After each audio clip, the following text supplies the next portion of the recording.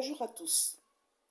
Après avoir fait le constat donc flagrant que c'est le gouvernement français qui a généré, qui a engendré ces petits monstres que sont devenus nos enfants, je dis bien petits monstres entre guillemets, que sont devenus nos enfants, nous avons fait le constat dans une précédente vidéo. Aujourd'hui, nous allons voir comment cette conspiration, comment a été mis en place ce construit sociétal qui, à mon sens, pourrait être mis donc en place pour écarter nos enfants issus donc de l'immigration, pour les écarter du jeu politique, de l'action politique et sociale.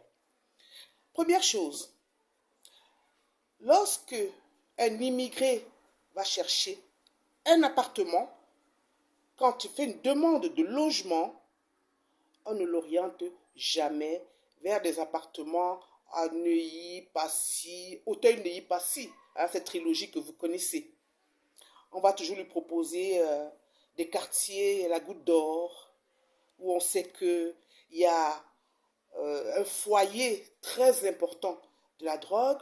On va proposer la Courneuve, Bobigny, etc. Des quartiers en fait chauds et des HLM surtout, où il y a une forte concentration d'immigrés. Pourquoi on ne vous propose pas le 16e arrondissement? Ah, je vois d'ici, ce que vous allez dire, c'est que ces personnes ne peuvent pas payer des logements à Auteuil-Neuilly-Passy. Mais c'est justement là que l'action sociale prend toute son ampleur. Pourquoi? Vous préférez donc payer à un immigré des allocations logement dans un HLM à Mantes-la-Jolie que de lui payer des APL dans un appartement à Auteuil.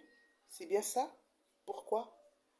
Puisque les APL qui servent à payer des logements à Mantes-la-Jolie ou au Mureau peuvent aussi servir à payer justement l'appartement qui se trouve dans le 16e arrondissement. À partir du moment où vous faites une concentration d'un certain type de population dans des endroits bien précis, évidemment, vous créez une non-intégration sur le sol français et vous isolez cette catégorie de personnes avec les Français de souche. Ça, c'est la première observation. La deuxième, c'est la police. Lorsque les parents vont voir la police pour se plaindre, par exemple, de leur enfant, en disant ah, mon enfant a disparu, je ne l'ai pas vu depuis 2 ou 3 jours, qu'est-ce qui se passe? On demande son âge. Et on vous dit, il est majeur. Et alors? Ce n'est pas parce qu'un enfant est majeur qu'on ne doit pas s'en inquiéter. Être majeur ne signifie pas être responsable. La majorité, l'âge de la majorité n'est pas qu'un chiffre. Il y a aussi une notion de responsabilité. La preuve, c'est que quand il y a un problème, que votre enfant va casser quelque part, c'est vous qu'on appelle. Il est majeur, non? Pourquoi la police appelle encore les parents lorsque l'enfant a commis des exactions? Puisque lorsque le parent va se plaindre, on dit il est majeur. Ça, c'est une faute très grave qu'il faut rectifier. Troisième chose, les assistantes sociales. Alors là, les assistantes sociales que nous avons connues il y a 20 ans ne sont plus les mêmes. D'ailleurs, le terme assistante sociale, c'est assister socialement les gens. Aujourd'hui, c'est même à peine si elles vous écoutent. C'est à peine si elles prennent en compte votre demande. Elles vous regardent des pieds à la tête. J'ai une amie qui allait voir une assistante sociale. Elle avait une bague, une très jolie bague, je crois en or, qui lui avait été offerte par sa grand-mère. L'assistante sociale s'est permise de lui dire vous n'avez qu'à vendre votre bague. De quoi je me mêle? Ce n'est pas parce qu'elle vient demander un secours qu'on va la juger, lui demander d'aller vendre ses bijoux. Non. Cette bague avait une valeur sentimentale, elle n'avait pas de prix. Donc elle n'écoute plus. Elle n'assiste plus. Alors peut-être qu'elles n'ont plus les moyens de le faire, puisqu'il y a des lois aujourd'hui. Elles vont vous dire, il y a des lois, il y a ceci, il y a cela, nous n'avons pas les mains libres. Donc ces trois éléments que je viens de citer sont cruciaux.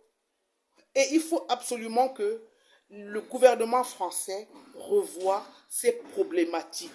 Un, les appartements, ne plus concentrer un certain type de population, c'est-à-dire les immigrés, j'allais même dire les expatriés immigrés, les espamigrés. Je ne sais pas pourquoi est-ce que on leur propose toujours les mêmes appartements.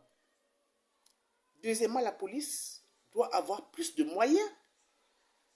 Réagir tout de suite quand les parents viennent se plaindre et ne pas tenir compte du chiffre, quel âge, et bien entendu, les assistantes sociales qui doivent jouer pleinement leur rôle. On ne doit pas être dans la répression.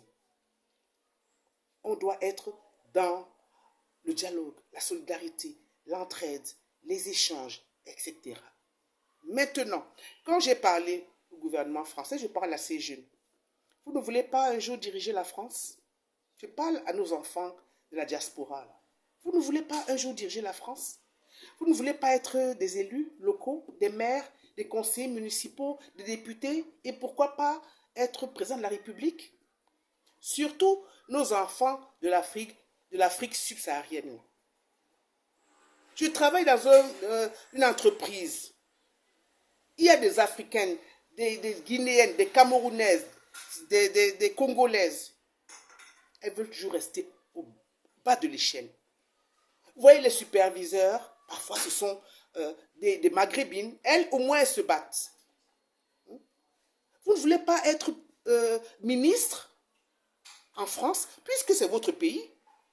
Dorénavant, c'est votre pays. Vous êtes né en France, vous avez grandi en France. Donc, vous devez vous impliquer dans la vie en France. Vous devez aller à l'école et vous savez que du fait de votre couleur, quoi qu'on dise, vous devez vous battre 2 fois plus. Donc, refusez cette stigmatisation. Refusez, quand on vous offre un appartement, dites non, moi je vais aller à Neuilly. Si on vous dit non, que c'est trop cher, dites-leur que les allocations là, qu'on donne pour les HLM à Mantes-la-Jolie, donnez-les-moi à Neuilly. Ne vous laissez plus faire. Revendiquez vos droits, mais de manière pacifique, parce que casser n'a jamais été une solution. Au contraire, quand vous cassez, on vous met en prison, on vous interpelle, vous avez un casier judiciaire, et ce casier judiciaire va vous suivre toute votre vie. Vous ne pouvez même pas être élu quelque part. Et à qui profite le crime? Ça, c'est la question. À qui profite le crime? Et les mamans, les papas, quand vos enfants cassent, vous allez ramasser la marchandise. C'est toujours la souffrance en France. C'est toujours la galère en France. Un peu de dignité, un peu de fierté quand même. Hein? Un peu de fierté. Tout le monde, tous ceux qui ne travaillent pas en France ont au moins le RSA, le revenu de solidarité active, sans compter toutes les aides que vous avez là tous les jours. Quand vos enfants, vous voyez aller, vous regardent votre comportement, d'aller ramasser la nourriture dans les magasins qui ont été pillés, quelle image vous donnez à vos enfants? Donc, pour clore mon propos, c'est pour dire que autant le gouvernement français est en train de fabriquer, maintenant je ne sais pas si c'est quelque chose qui est réfléchi, quelque chose qui est préparé, un construit sociétal qui est préparé à l'avance. En même temps, nos enfants, doivent aussi comprendre que s'ils veulent être des perpétuels assistés, s'ils veulent ne pas diriger la France demain, parce que bientôt, ils seront en surnombre en France et peut-être en Europe.